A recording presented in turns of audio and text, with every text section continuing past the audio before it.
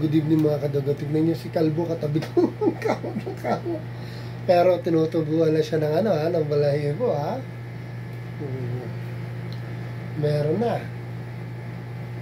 Ito mo, ito yung mga yan, maganda yung gamot na nilalagay ko.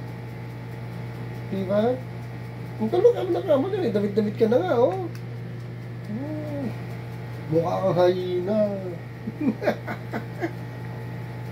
Ang ganda-ganda nun.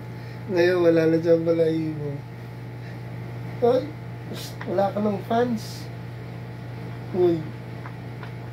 Wala ka ng fans.